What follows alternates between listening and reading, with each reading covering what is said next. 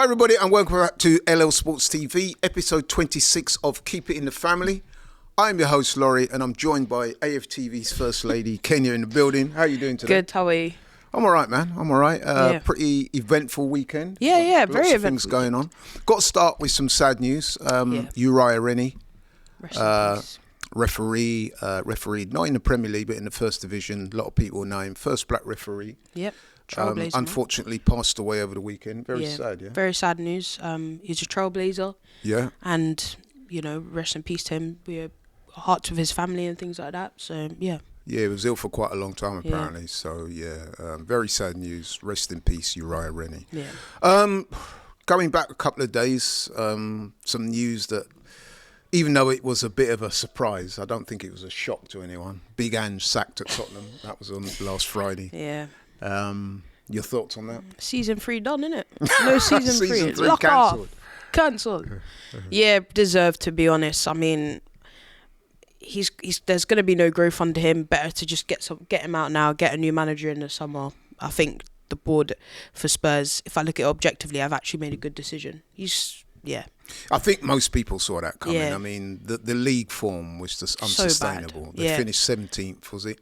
22 losses. 22 losses. Okay, they had that moment. He delivered their first trophy in 17 years. Yeah, that was all fine and dandy, but you can't ignore the league form. Exactly. And I'm sure the Daniel Levy and the Tottenham hierarchy, all things being considered, I think that was probably the only decision they could have made, to be honest. Exactly. In terms of a new manager for Spurs, it looks like it's going to be Thomas Frank. Do you think that's a good appointment? Yeah, I really like Thomas Frank, actually. I think he's a really good manager. He's proven himself at Brentford, and I think this is actually a good step for him now to go to like a bigger club and to show us more, because I think at Brentford he's had to be pragmatic, whereas now I guess we'll see a bit more of what his actual style of play will be like.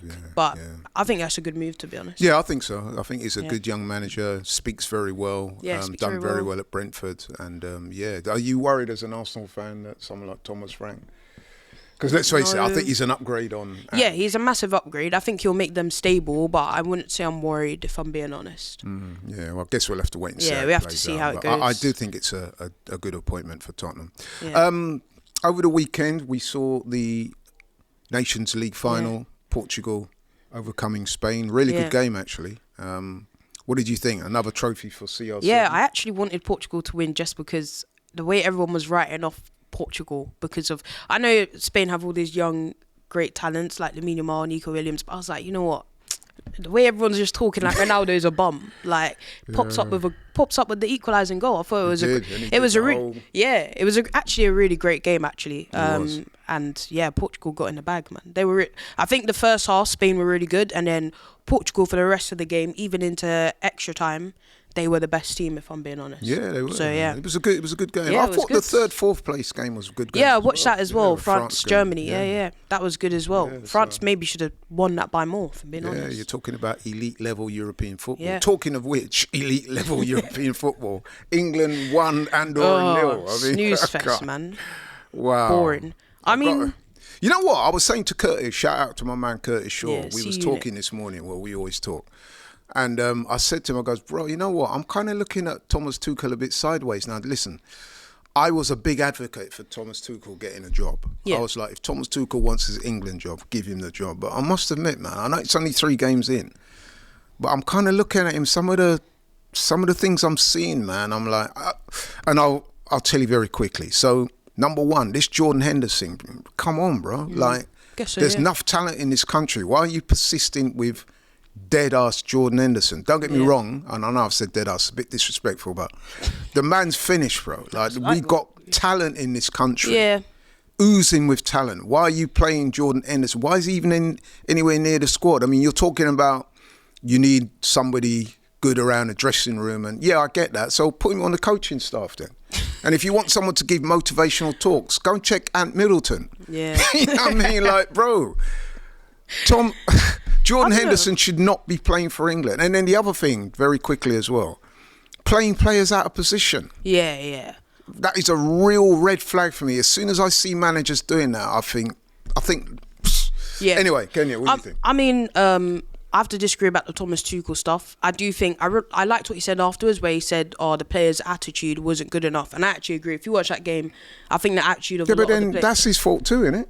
That's not you know really. what I mean? I think he picked him. yeah, but I still feel like they kind of approached that game of like, oh, they showed no real intensity and stuff like that. There was periods where they did, but I actually agree with what he said, and I feel like, you know what, I do agree. I didn't want to see Reece James left back, etc. But I guess he's looking at it like we need to try a lot of different things. I think this is a good opportunity to try different things, but I still feel like, you know, this is a game where those players, like the likes of a Cole Palmer, Morgan Rogers, etc., should be saying this should be like my moment to shine and show the manager, actually I've got to give, you know, other established players something to think about. Like if I'm Cole Palmer, for example, I'm thinking, right, this is a big moment for me to say I'm better than Phil Foden, I'm better than Saka, I can play in all these different positions, I need to start. And we didn't see that. Like, and I think it is a bit of a mentality issue with the England players. And I think he's a good manager to change. I hear that. I give you that. I mean, listen, you know, if their attitude isn't give him right, some then time, I think he's right to call him out on it. But Jordan Henderson thing, I agree. I think that's Jordan an idiot Henderson thing. playing players out of position. Yeah.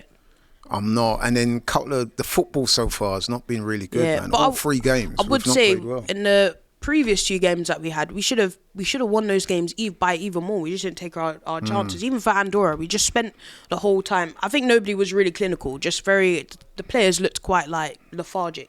Listen, I know it's early in his tenure, Yeah. but at the So end we'll of the day, the man was brought in to win the World Cup, not Yeah. just get there or do well. The signs I'm seeing, I mean, I know it's a stretch because it was Andorra, and I guess, you know, it is what it is. We'll see against Senegal. But when you see the level of football that we saw over the weekend with Portugal and Spain and France and Germany, it's kind of light years ahead of what we're doing now. And I know it's only a glorified friendly against Andorra. Well, it wasn't a friendly, but it is type of thing. But even so, man, I was disappointed. But anyway, we move. Kepa to Arsenal. I'm happy with that. It's cheap. We need a second goalkeeper. He's experienced. He's a winner. I don't really have an issue. Spend the money on forwards. I don't want to see the money getting splashed on goalkeepers. So 5 million, that's a steal to me. It is. And I'm encouraged by that because I do think Kepa's a good keeper. I mean, he does have that blot on his copybook that time when he disrespected the Chelsea manager when he refused to come. I can't see him getting away with that. Arsenal, yeah, nah. But apart from that, I mean, he's a good young guy, good keeper. Yeah. And let's be honest, Raya. Yeah. And Raya, 2 things about Raya. Raya was outstanding last season. My actual Arsenal player of the season. However, 2 things with that. He played a lot of football. Yeah. Didn't get a rest. And he needs to be challenged. Yeah. So Kepa, we've seen he's Premier League tested and ready. Yeah. Chelsea player, went to Bournemouth, was very good for them last season. I think it makes a lot of sense. Yeah, no, I agree. I'm happy with it. Yeah, so well done to Arsenal on that front.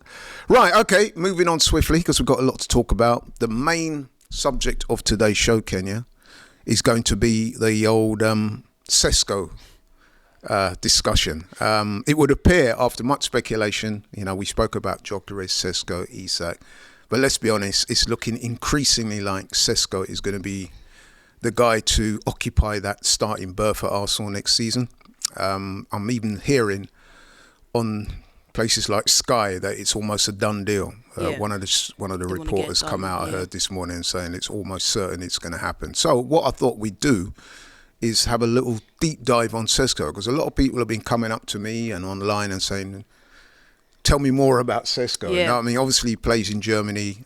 He's kind of flown under the radar a little bit up until now. People want to know, who is this guy? What is his strengths? What is his weaknesses? Can he deliver Arsenal the title next season?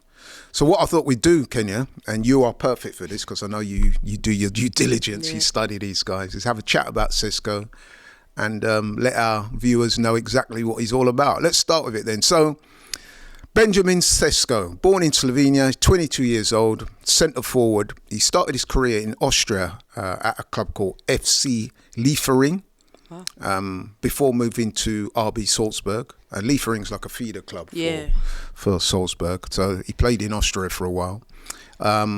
He did quite well for them. He's got 21 goals for them, I think, in 79 games or something. Not overly prolific, but, you know, he was very young at that time. Yeah. Then he moved to RB Leipzig in the Bundesliga in Germany. He also plays for the Slovenian national team. He represented them at youth level. He made his senior national debut for them. I think he was the youngest player to ever score for Slovenia. So that's a little bit about the background of Benjamin Sesko. Yeah. Let's now have a look at some of the attributes, starting with the physical attributes, Kenya. 6'5". Yeah, he's very tall. Strong. Known for his rapid pace, especially over distances. From what I'm hearing, he's not like quick over the first 10, 15 yards, but as he accelerates. Yeah, he's got good acceleration. You like that so Yeah, far? I've actually seen him like in games where, like, especially when they're on a counter, he's got blistering pace. Actually, he's quite fast. That's good. Which is good. The only thing I would say about that, we don't see Arsenal playing too many long balls, though, do we? Yeah, we don't really. That's the only. But then you could say that he's 6'5". Think about the amount of crosses we put into the box. That's like the amount of headers he potentially could score, and that would be good. His physical presence is probably suits how we play. When you think about the amount of crosses from Saka, Martinelli, even Rice, Odegaard, so they're probably thinking about those things as well. But yeah. Yeah, so that's good so far. Possesses good strength, good in the air. Yeah. And he does have the ability to hold the ball up. So yeah. I think these are. I mean, look, all of these things are great, and there's things you look in a striker. But for me, just the goals, man. That's we're going to get to that. Yeah, we're going to get to that. But so that's considered to be one of his strengths. Yeah. His actual physical strength is very good, which in the Premier League, you need that. You do need that. Because you're going to get roughed up. 100%, man. Some of the centre-backs you're going to... Think about Gabriel and Saliba. Think about how physical they are. There's many other centre-backs. Think about coming up against Murillo and Milinkovic. We've seen a lot of players, man, come to the Premier League. Yeah, and they get bullied, really. Fabio Vieira, I mean, I know he's not a striker. I mean, he found it very difficult physically in the Premier League, simply because it's that type of league. It's a bad boy league. Look at Rasmus Højlund. Look how he just gets bullied. Yeah, you know what I mean? He came from Serie A, which is still quite a physical league. And he came with a good rep as well, by the way. Right, go back to these physical attributes then. He's very agile and mobile for a big man. For a big guy, 6'5", some 6'5" guys can be a bit clumsy. Yeah. But from what I've seen and what I hear and what I read is that this guy is he can turn quickly and he's got good agility. Yeah, he uses his body quite well, which is, I mean, that's again another massive attribute that's going to be vital for how we play. I think sometimes we're a bit rigid, so to have a centre forward that is really agile, can use their body really well. I've seen him score a couple of goals where he's like contorted his body. Yeah. Have you seen those? Yeah, I've seen them, man. So listen, if you've got that in your armory, that's a good. So you can add to that he's a very good athlete. So it's looking like physically, he's got all the attributes that you'd want. Yeah. Let's have a look at some of the technical aspects now.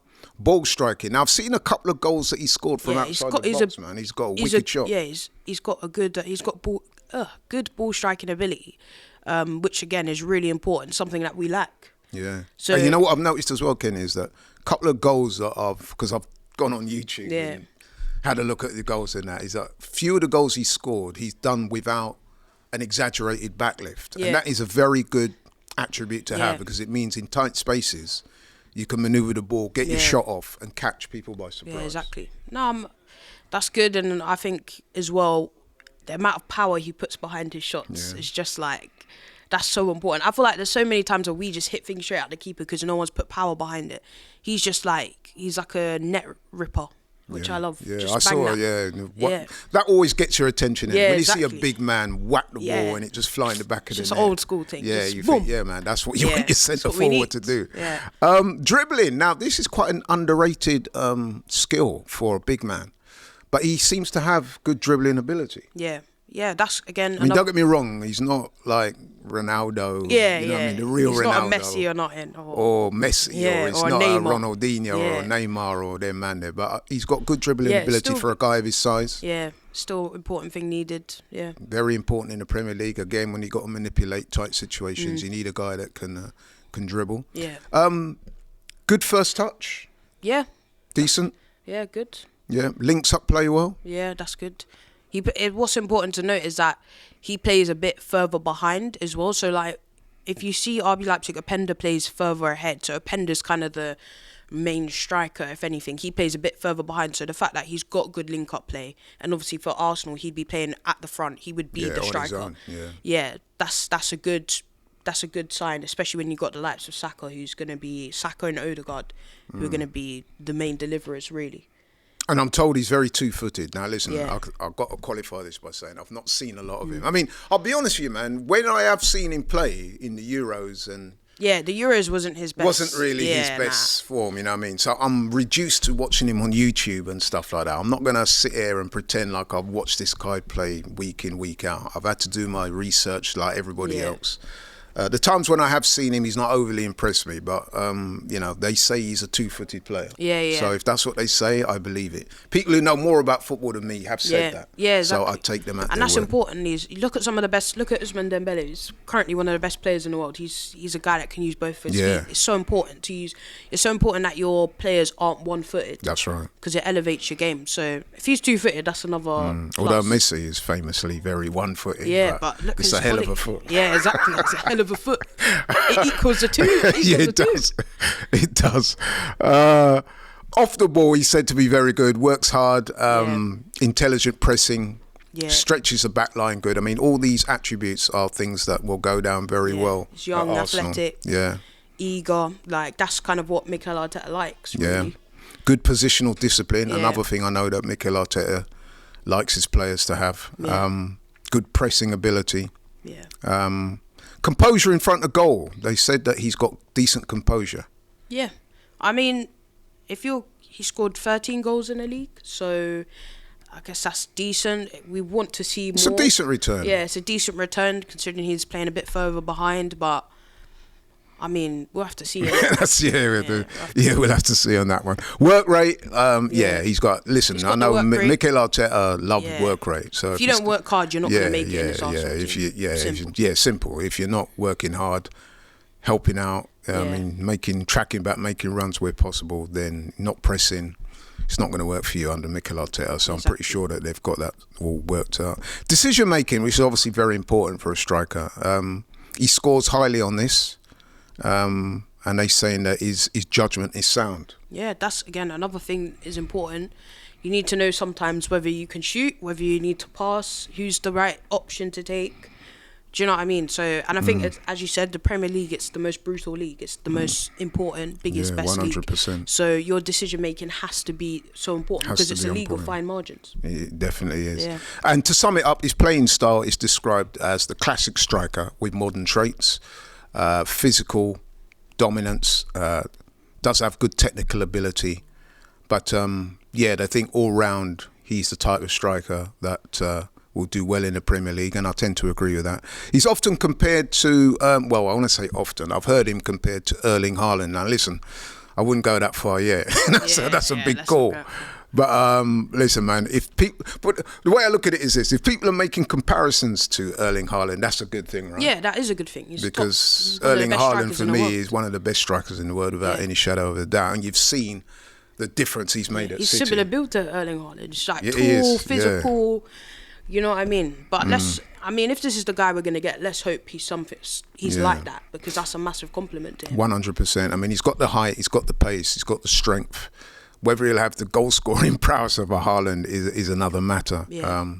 We'll see how he goes. I mean, he's also been compared to Zlatan, who is his boyhood hero, apparently. I think that I wouldn't put him in that category yet. I would say when you actually, I've watched a few games of him, so when you watch him, he is very Zlatan-like. The way he moves his body around is very like athletic, very kind of karate-ish. And Zlatan is the same, very like, you could tell maybe he does other type of sports. Martial arts. Yeah, martial arts. Like that's just how he is. Yeah, you can actually see the Zlatan.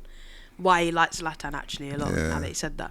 So those are I've summed it up very quickly. And listen, maybe I've missed a few attributes. Yeah. Maybe people can put that in the comments. But those to me are the outstanding attributes or the strengths. Now, the areas where he's less strong, I hesitate to say weaknesses, where he's less strong, people tend to say that his passing accuracy isn't as good as it should be. Yeah. And he has tended to lose the ball on occasions. But then, listen, I guess, you know what I mean? Yeah, you're in your striker, playing up top on your own. That's going to happen. Those are areas. And then there was one area where I'm not saying it's a weakness. Yeah. But he's not as prolific as, say... Yeah. Certainly not as prolific as Jota is. Yeah, no and, way, you know what I mean? To a lesser degree, Isak and those guys, Osimhen, man like that. He's not in that league of striker. So that is a bit of a concern to me. Yeah, it is. So I guess, Kenny, and I'm going to ask you to comment in a minute, to sum things up, it would appear that Sesko is clearly a very good player, an exciting young talent with seemingly a high ceiling. Clearly he's got the physical attributes that would be suited to the Premier League and suited to Arsenal. He kind of fits the Arteta profile in many ways, including his character, which I'm sure was a big judgment call. So I can see him doing well, but I do have some concerns over his ability to score goals at the top level. I mean, listen, the proof is in the pudding. We can only find out if they sign him when the season starts. But listen, man, if they're going to go with Sesko, which it looks like they are, then he comes with my blessing. Yeah. But I would say this. I'm not sure. I'm going to be honest and say that I'm not sure that signing Sesko is going to be able to deliver to Arsenal, certainly not in the first season anyway, the major honours that we're so desperately seeking. Yeah. What do you say to that? I actually agree. I think he's a good player. He's got a high ceiling, but is he the player for now? That's my big question. And I look at it and I'm like, he is really good. 13 goals in the league, 4 goals in the Champions League, 4 goals in the Cups. That's a good return. But I'm just like, do we have time to wait to see if this will be the guy? If he is the guy, if he comes in and hits the ground running and he scores those goals, we'll give the club praise. We'll say, wow, you actually got it right, when we're all saying there's somebody else out there. But if he doesn't, that's my biggest worry. I think for me, the question, people ask me about Gyökeres. There's questions about Gyökeres, but the questions are much quieter compared to the questions about Sesko. And that's my biggest thing. Is it about for the future? I'm focused about right now. My thing is, we don't have time. We don't have 2-3 years to wait, because there's other players that we have in our squad who are deserving of big things, and there's other clubs looking around. You know, we even saw Real Madrid looking at Marzo Skelly, are inquiring about him and seeing what his situation is like. That's all these good players we have. We don't want to lose those by maybe taking a risk when, I don't know, we have to. If we're going to take it, it's got to pay off. That's all I know. I mean, to me, I'm going to say this as well. And listen, I'm not trying to be disrespectful or anything like that, but it kind of smacks to me more of a business decision than a football decision. Because I think if you're looking purely at football, you probably would have gone Gyökeres. Yeah. But and look, I know some people will say with Gyökeres, well, he's playing at Sporting, blah, blah. But I'm like, I understand that, but look at some of the other strikers in the league. I mean, look at Pau Vidas of Benfica, scored like 20 goals. This guy scored about 30-something. And he scores goals for Sweden as well. Scores them for Sweden, scores them in the Champions League. Like, I'll never forget that game against Man City where he made them look like kids. Yeah, he did. He's just, even when he played against us, there was still a few moments where you're like, wow, this guy is really powerful, really fast, really strong. So, I tell you something else, right? I'll be really gutted if he goes to Man United. Yeah, so would I, man. Because I'm thinking we should have had him, you know what I mean? He's really good. But, I mean, I like Sesko, but he's not really my first choice. No, I've got to be honest and say that. Listen, so we're not... I guess the purpose of this video is we're trying to... You see the benefits of... Yeah, we're trying to make people aware of what he brings to the table. Yeah. We're trying not to be too judgmental. Yeah. But if I'm being honest, if it was down to me, if I was Andreas Berta and Mikel Arteta, which clearly I'm not, then I would have gone... Yeah, Gyökeres would already be... lined up for the pre-season, exactly. You know what I mean? But it looks like it's going to be Sesko. And listen, I'm just going to close by saying this. I wish him, if it is Sesko... Yeah, we'll support him. We'll give him all the support. Wish him all the best. And like I said, he seems like a really big talent. And let's hope he fulfills that talent at Arsenal. Anything else you want to say in closing? No, not really. So there you have it, people. A little deep dive on Benjamin Sesko. It looks like he's going to be the guy. And if he is the guy, we wish him well, and we'll see how it goes. But thanks so much, Kenya, for your critical analysis, as usual. Very well said, very erudite, well put. Thank you guys so much for watching. Really appreciate it. If you're new to the channel, please like, share, and subscribe. And we'll catch you on the next one. We are out.